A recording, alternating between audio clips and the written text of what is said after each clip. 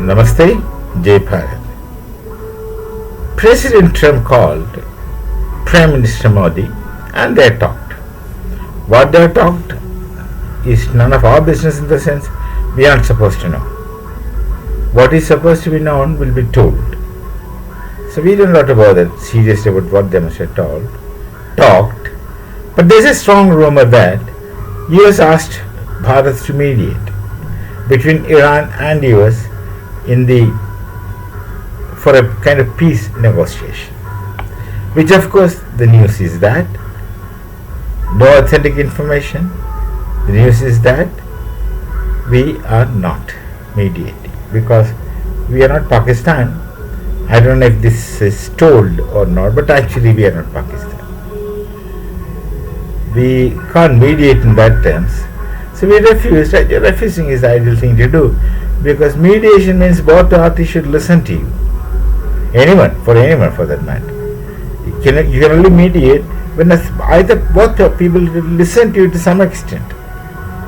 And when you push sense to the people's mind, they should be receptive. Without these two things, what can be any mediation? You can at least be a dalal. That's a word used by Dr. Jaishankar. Like Pakistan. Pakistan is simply a dalal. They had been a dalal in the past also. And they are just continuing their own business. That's it.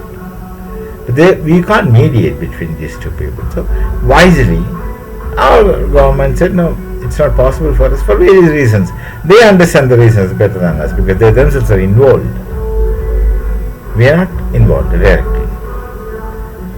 But mediation is worthless. See, it's something like,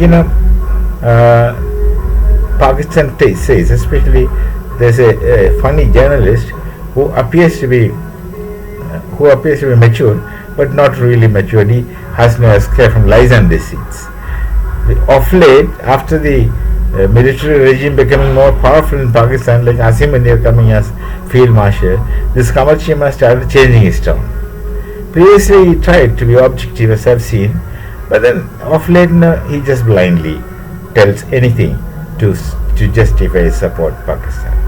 Well, that may be his primary road. He lives there.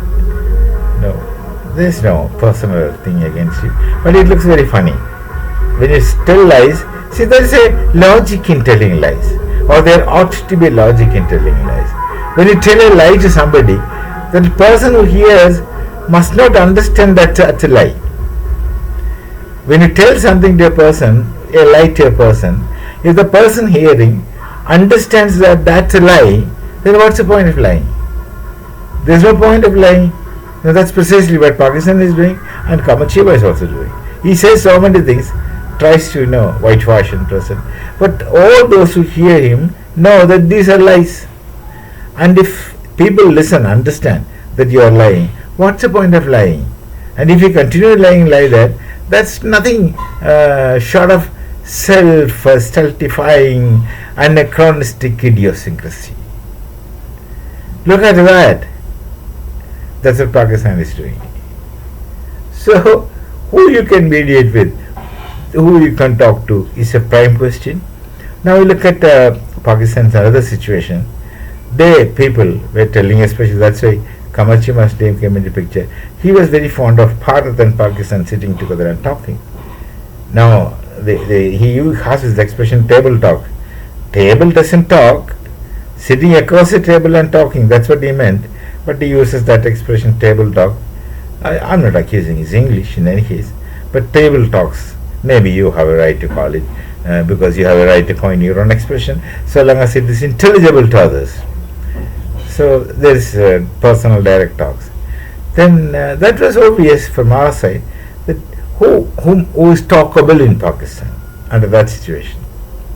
Who we should talk to Pakistan in the sense that somebody commits something and the other person who is in a different way responsible, will you accept that? Will he be accountable? No, they won't be accountable. They will only be individually accountable, and after a point in time they will refuse that I ever talk to this. And even if you show records, they will say these days that this is only artificial intelligence creation. And they tell lies and try to escape, in spite of the fact that you understand that that's a big lie. Lies go on, but then continue lying. Desperate lies. So, one old friend of me used to say, desperate people do desperate things. And is that the case with Pakistan? And if you talk to Pakistan, who is talk about? Nobody. Who? The army? Then other people won't care. Then the civil administration, nobody cares. Then the terrorists, the most important administrative part of Pakistani army. They are the fourth estate.